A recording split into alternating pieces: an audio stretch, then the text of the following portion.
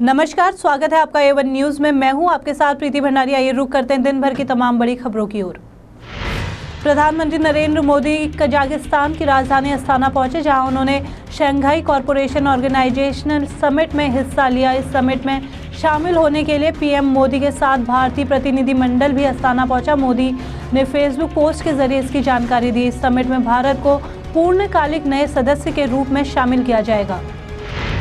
Lucknow university Hindavi Swaraj दिवस कार्यक्रम में हिस्सा लेने जा रहे मुख्यमंत्री योगी आदित्यनाथ के काफिले को काला झंडा दिखाने और छात्रों के हंगामा करने के मामले में एक दरोगा सहित 6 पुलिसकर्मियों को निलंबित कर दिया गया है। इस बीच हसनगंज पुलिस ने 14 आरोपी छात्रों को हिरासत में ले लिया।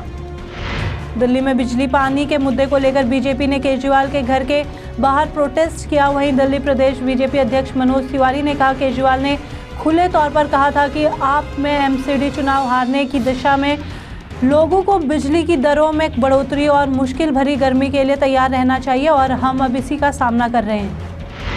विदेश मंत्री सुषमा स्वराज ने कहा कि एक शख्स ने उनसे ट्विटर पर कहा कि वो मंगल ग्रह में फंस गए हैं, उसे मदद की ज़रूरत है। विदेश मंत्री ने साथ ही कहा कि अगर कोई भारतीय किसी दूसरे ग्रह में भी फंसा हुआ है और मदद मांगता है तो विदेश मंत्रालय उसकी भी मदद करने के लिए तैयार है। दरअसल एक शख्स ने मजाक में सुषमा को ट्वीट कर मदद मांगी थी। आर्मी चीफ बिपिन रावत का कहना है कि भारतीय सेना बाहरी के साथ साथ आंतरिक खतरों से भी निपटने के लिए बिल्कुल तैयार है। समय आने पर ये बात साबित भी हो जाएगी। साथ ही कहा कि भारत 2.5 मोर्चे पर युद्ध लड़ने के लिए भी पूरी तरह से सक्षम है। देश में बीफ बैन के लिए मोदी सरकार की ओर से लाए गए नोटिफिकेशन के खिलाफ केरल विधानसभा में विशेष सत्र बुलाया गया। इस विशेष सत्र में बीफ के बेचे और खरीदे जाने पर केंद्र के बैन पर विचार किया जाएगा। वहीं केरल के मुख्यमंत्री पिनरई विजयन ने कहा है कि एक साल में राज्य में लगभग 15 लाख पशु लाए जाते हैं, लेकिन अब इसमें कमी आने की संभावना है।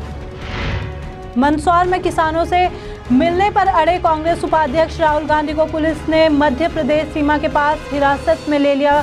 राहुल गांधी पुलिस और प्रशासन को चकमा देते हुए बाइक से मंदसौर के लिए निकले थे, लेकिन उन्हें नीमच में रोक लिया गया। राहुल ने खुद को मंदसौर में घुसने से रोके जाने के बाद मोदी और शिवराज सरकार पर जमकर निशाना साधा।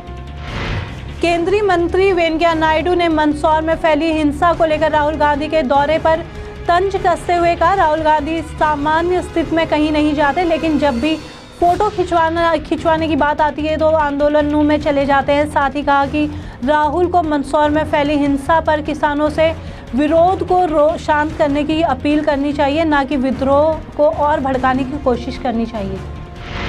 दिल्ली सरकार के पूर्व मंत्री कपिल मिश्रा ने अरविंद केजरीवाल पर हमला करना बंद नहीं किया है।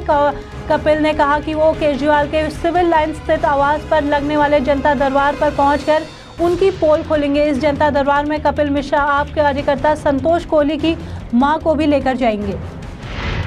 सहारनपुर को जातीय हिंसा में जलाने वाले आरोपी को पुलिस व एसटीएफ की टीम ने अपनी गिरफ्त में ले लिया। भीम आर्मी के संस्थापक चंद्रशेखर आजाद उर्फ रावण को मुकदमा दर्ज होने के 28 दिन बाद पुलिस व एसटीएफ की टीम ने हिमाचल प्रदेश के डलहौजी में सुभाष चौक से गिरफ्तार कर लिया। अब बहुराष्ट्रीय कंपनियां कर चोरी नहीं कर सकेंगी। इसके लिए भारत ने एक OECD बहुपक्षीय समझौते पर हस्ताक्षर कर लिए हैं, जिसका लक्ष्य बहुराष्ट्रीय कंपनी के सीमा पार कर चोरी करने पर रोक लगाना है। केंद्रीय वित्त मंत्री अरुण जेटली ने पेरिस में बहुपक्षीय समझौते पर हस्ताक्षर किए। भारत की लगभग सभी टेलीकॉम कंपनियों के दावे फेल होते दिख रहे हैं। ओपन सिग्नल की रिपोर्ट के मुताबिक भारत 4G स्पीड के मामले में फिसड्डी साबित हो रहा है। रिपोर्ट्स के मुताबिक भारत में 4G की एवरेज डाउनलोडिंग स्पीड सिर्फ 5.1 Mbps है। बता दें कि 75 देशों में ग्लोबल रैंकिंग में भारत 74वें नंबर पे है। ऑलराउंडर खिलाड़ी रविंद्र जडेजा के लिए इंग्लैंड में खेली जा रही चैंपियंस ट्रॉफी के बीच एक खुशखबरी आई है। जडेजा पिता बन गए हैं। रविंद्र जडेजा की पत्नी रिवाबा ने राजकोट में बेटी को जन्म दिया। रविंद्र जडेजा ने अपनी नन्ही परी का चेहरा वीडियो कॉलिंग के जरिए देखा। सुनील के फैंस के लिए खुशखबरी। खबरों के मुताबिक सुनील ग्रोवर एक बार फिर डॉक्टर मशहूर गुलाटी बनकर लौट रहे हैं। दरअसल सलमान खान अपनी अपकमिंग फिल्म ट्यूबलाइट का प्रमोशन सोनी टीवी पर करना चाहते हैं और इसी के चलते चैनल वालों ने खास इंतजाम किए हैं। ट्यूबलाइट का प्रमोशन सुनील ग्रोवर के साथ किया जाएगा। बड़ी खबरों में फिलहाल मेरे साथ इतना ही। बाकी की तमाम खबरों के लिए जुड़े रहिए A1 न्यूज़ के साथ। नमस्कार। देश का सुप्रसिद्ध अखबार महानगर मेल लेकर आ रहा है देश की राजधानी में पहली बार महानगर global achievers award. Social work, education, fashion, business, yoga, मनोरंजन, सरकारी और गैर सरकारी या हो मीडिया में अहम योगदान देने वाले पत्रकार।